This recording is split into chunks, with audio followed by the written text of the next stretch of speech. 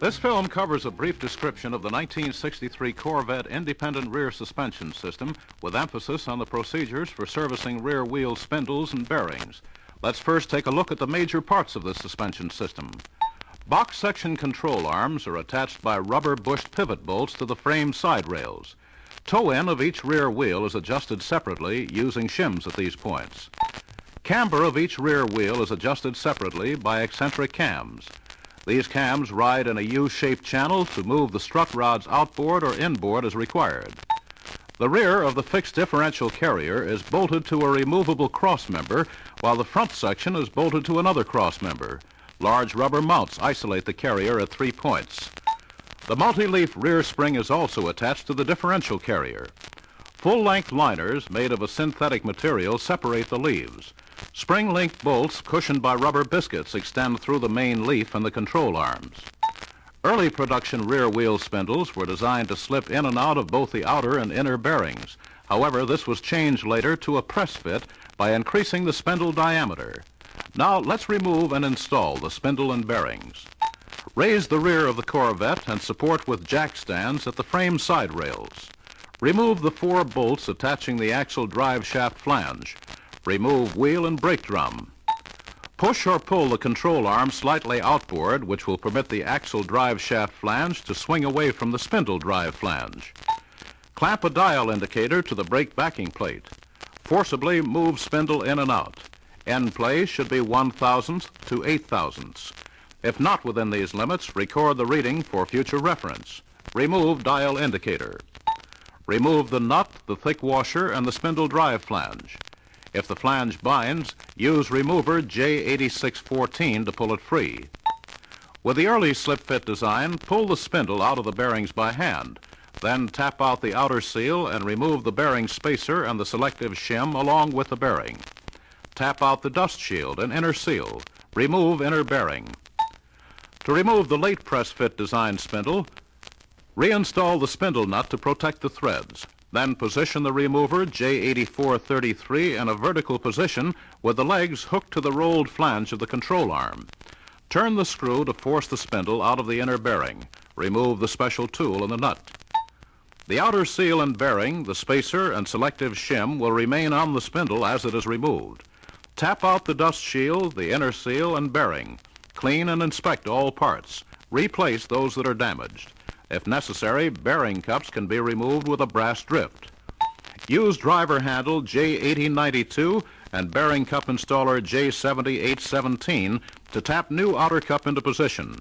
Tap inner cup into position using the cup installer J7817 and a short piece of bar stock. If it is necessary to replace an early design slip fit spindle, install the late design press fit spindle 384378.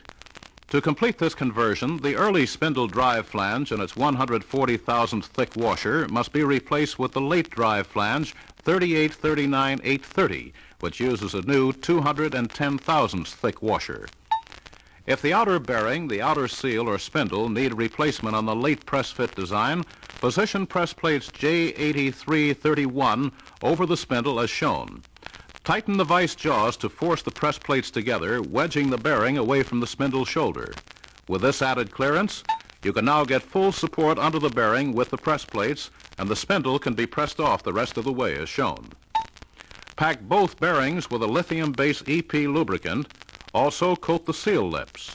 Then position a new outer seal over the spindle with the tabs facing outboard and press the outer bearing over the spindle using J9436 and a discarded spacer.